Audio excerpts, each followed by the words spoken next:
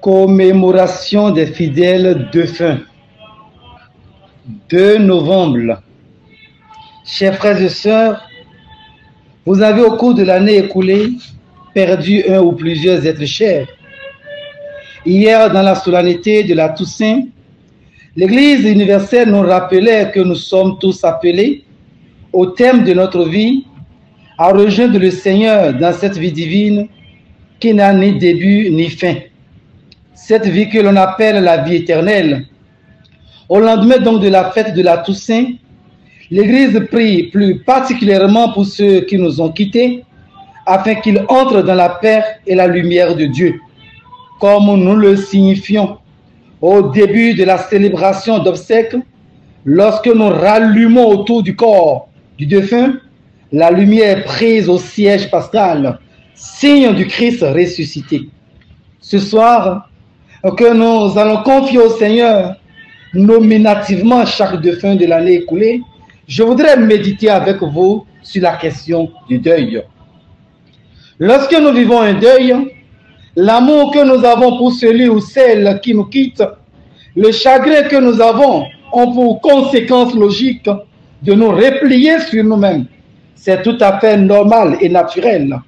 Nous nous rappelons des souvenirs, des moments joyeux et importants passés avec ceux qui nous ont quittés.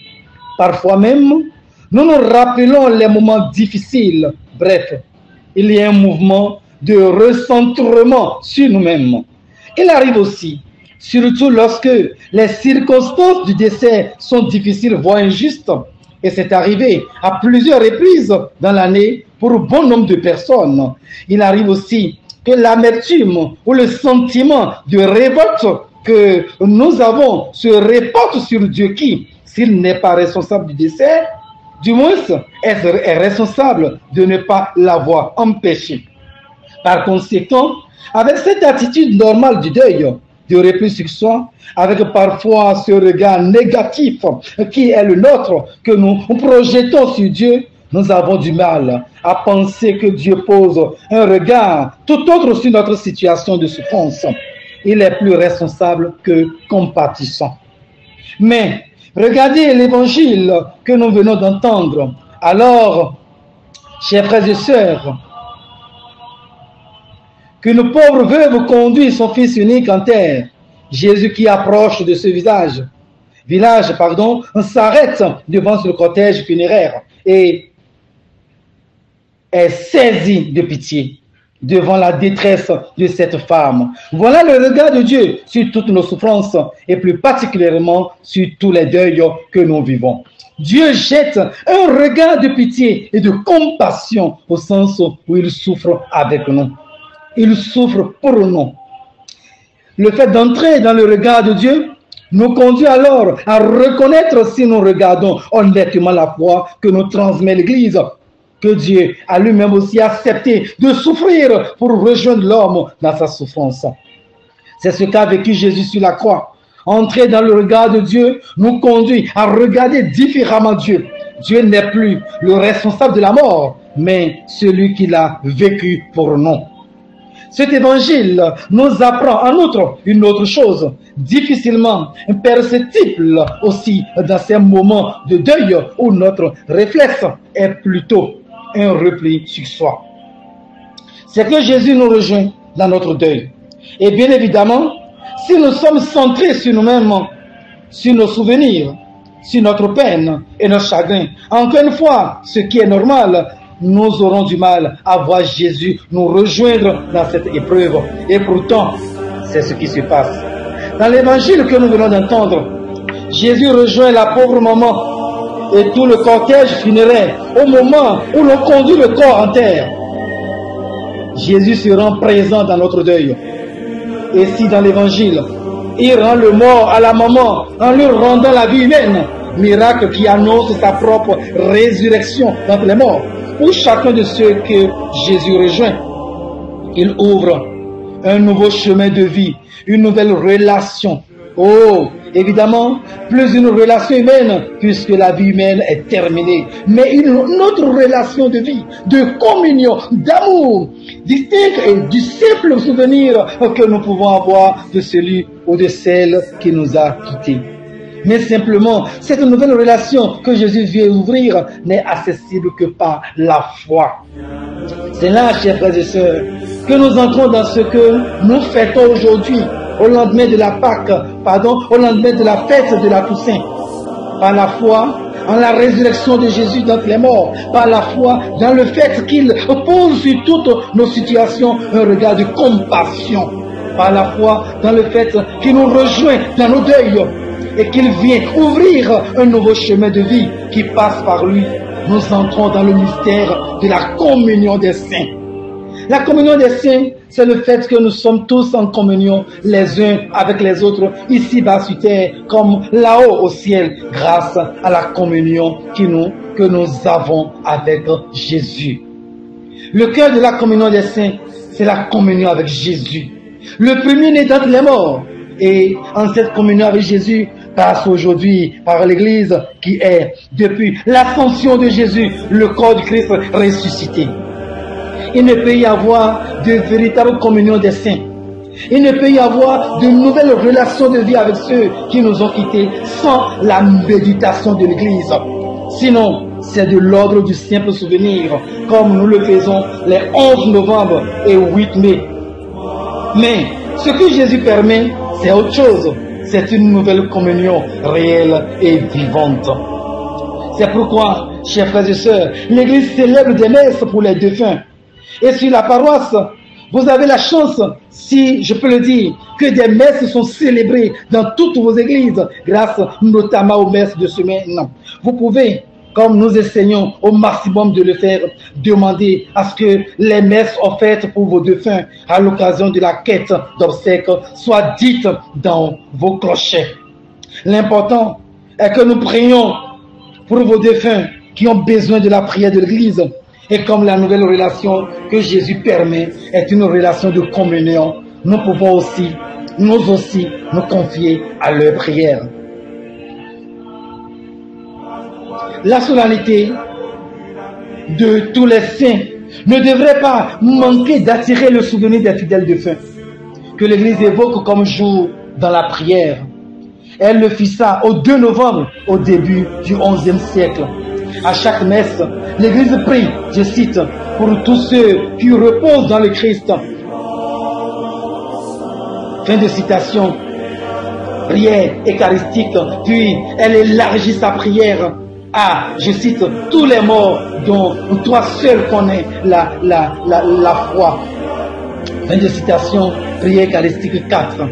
Et à tous, je cite, tous les hommes qui ont quitté cette vie. Fin de citation, prière eucharistique 2.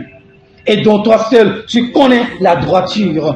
Oui, le jour des morts. Il suffirait de lire les textes de la liturgie de ce jour pour commencer à douter qu'il faille utiliser ce terme, mort. Car c'est dans la lumière pascale et la miséricorde du Seigneur que nous sommes en effet conviés à méditer et à prier en ce jour où nous nous souvenons de ceux qui nous ont quittés. Ils nous ont été appelés à vivre dans la lumière du Christ. Ils ont été appelés à vivre dans cette vie divine, comme nous le sommes également, marqués du signe de la foi. Nous ne voulons pas, mes frères et sœurs, que nous ignorons. Vous ignoriez la condition de ceux qui dorment dans le Seigneur, afin que vous ne soyez pas tristes comme ceux qui n'ont point d'espérance.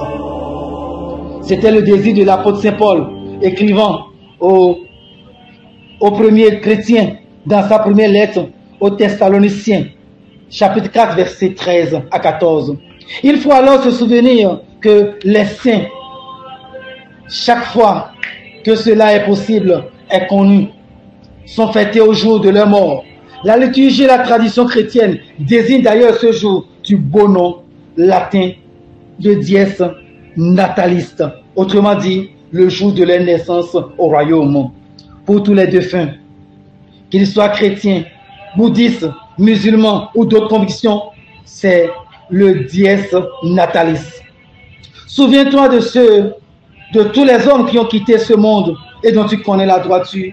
Reçois-les dans ton royaume où nous espérons être comblés de ta gloire ensemble et pour l'éternité.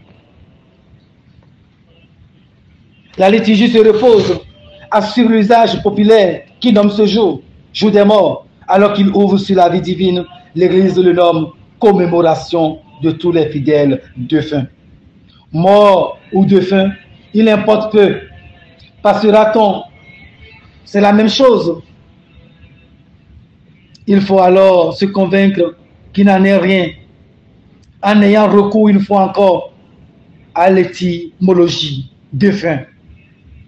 Oui, c'est un mot latin qui a été christianisé comme tant d'autres mots. Functus, en latin, signifie s'acquitter d'eux ou accomplir. Défunt signifie donc cela qui s'est acquitté de la vie. Celui-là qui s'est acquitté de la vie, qui a reçu de Dieu. Le défunt est bien celui qui a rempli les vocations auxquelles Dieu l'a appelé au cours des rythmes de son existence terrestre. Il les a vécues bien, mal, splendidement ou médiocrement. Cela importe peu. En première analyse pour la miséricorde de Dieu, il a vécu une vie d'homme ou de femme, celle qu'il a reçue de Dieu, et ils sont arrivés au terme. La foi chrétienne doit prendre en compte leur vie selon la pensée de Dieu. L'Église, qu'ils le sachent ou non, les a accompagnés de sa prière. Et s'ils ont reçu le baptême de ces sacrements, car ils étaient enfants de Dieu et de l'Église, comme le prêtre ou le diacre le leur ont dit.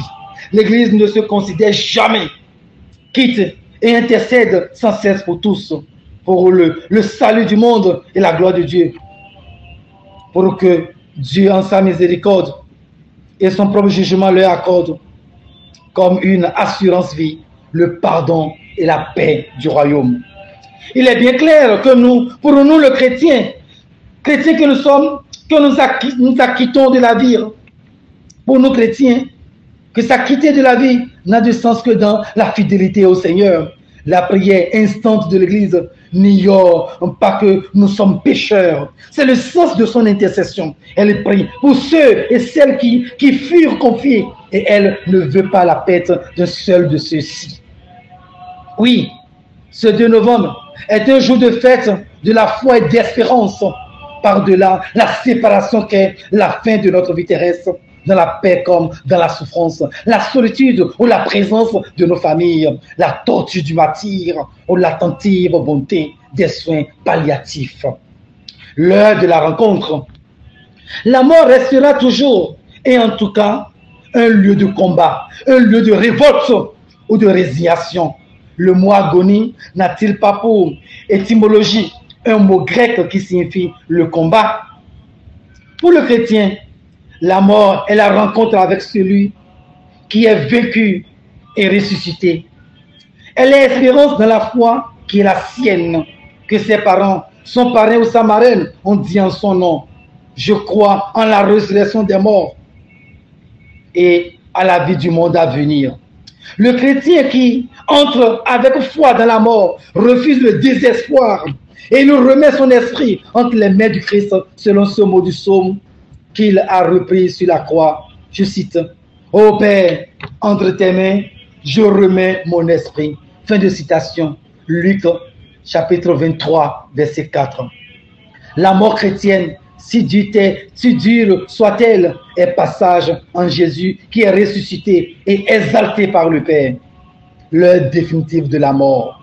Notre civilisation occidentale moderne veut occulter la mort. Elle fait peur.